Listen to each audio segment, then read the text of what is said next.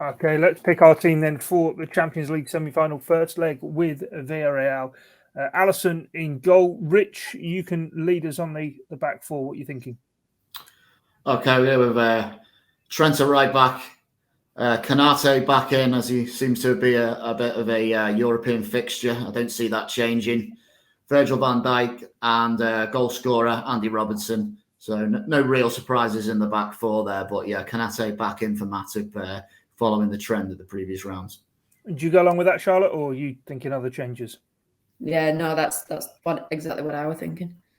And Gorsey, complete the set, is that right? Yeah. No, I'm keeping faith with Matip. I think weighing them up individually, there's not much to choose from between Canate and Matip, unless you're really drilling down into the specifics. But I just think Liverpool tend to be a lot more solid, and I think the lack of goals conceded will reflect that when Matip plays alongside Van Dijk. So, and we know Matip can't play every game, but I'm going to be putting him in for this one. Okay, Charlotte, what about the midfield? What are you thinking for the three? Fabinho with Thiago, and then I'm going to go for Jordan Henderson to come back in because I do really like the midfield of Fabinho, Thiago, Keita, and they showed in the FA Cup semi-final just how good they can be. But didn't really think Keita did much yesterday to warrant staying in the side ahead of Henderson. And Champions League semi-final, you got to start captain, haven't you? Yeah, is this going to be the area of the pitch, Gorsty, where maybe there's the most consideration given to it, given the tight turnaround? So the Newcastle game? Yeah, we know Klopp can't stand Wednesday night, Saturday afternoons, or Saturday mornings even, really, isn't it? So, yeah, I think I agree with Charles. I think Henderson will come back in. I was actually surprised that Thiago started yesterday. I had a slight inkling that Curtis Jones might have got a nod, and I thought there might have been a couple more changes than there actually was. So a little bit surprised by that, but I think he might just keep Thiago in there, even though we know that he's not someone who can play loads and loads of games in quick succession, can he? But I think he's just on such good form that it'd be a risk taking him out. And Fabinho is an automatic alongside Van Dijk and Alisson for me these days. Has been for a while, to be fair. Yeah, Rich, what are you thinking? Slightly differently. Fabinho's in. He just has to play every game. And I'm sticking with Thiago. I think he's in particularly good form at the moment and has quickly become a very key player over the last few weeks. I'm keeping faith with Naby Keita. I wasn't overly impressed with him yesterday. I feel like Jordan Henderson has started ever so slightly to start slipping down the pecking order.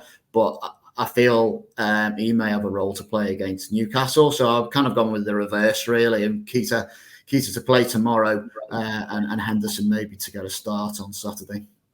Okay, we'll have to wait to see how that plays out. Gorsty, then, front three.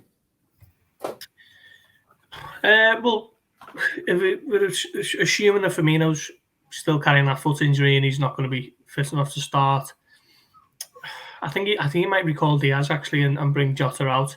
Jota had one of those games where he doesn't really tend to do a whole lot. I thought he worked really hard and he put Everton's defence under a lot of pressure, closing them down and forcing them into just hoofing it long every chance that they could. Didn't give them an opportunity to build up from the back. But other than that, he was kind of a little bit off the boil in terms of creating chances. So, yeah, I'll bring Jota out and Diaz can start for me and Mane's down the middle. Okay, Charlotte, what do you think? Yeah, I think the same as that. To be honest, I think Jota didn't really do much yesterday, and Diaz obviously when he came on, he was great. And that three of Diaz, Mane down the middle, and Salah, it's been working. So I think that'll be what Klopp goes for. Okay, and Rich, yourself? It's quite mad, isn't it? Because it doesn't seem that long ago we were talking about the form of Diogo Jota and how he was possibly the first name on the team sheet up front, but.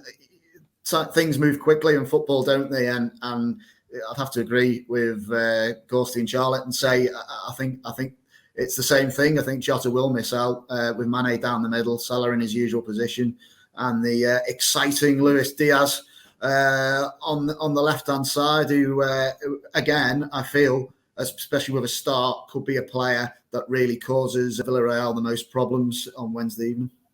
I mean, not my position to tinker with the team, but I'd start Jota and give Mane a rest just ahead of the trip to Newcastle. But we'll have to wait and see I said that yesterday, and that never happened. So No, exactly. I say a lot of things on this podcast, Rich, that never happen. So that's just the way it is. Let's run through our match predictions. And Gorsty, you go first. Then Charlotte and Rich, you can finish us off. What's the score going to be?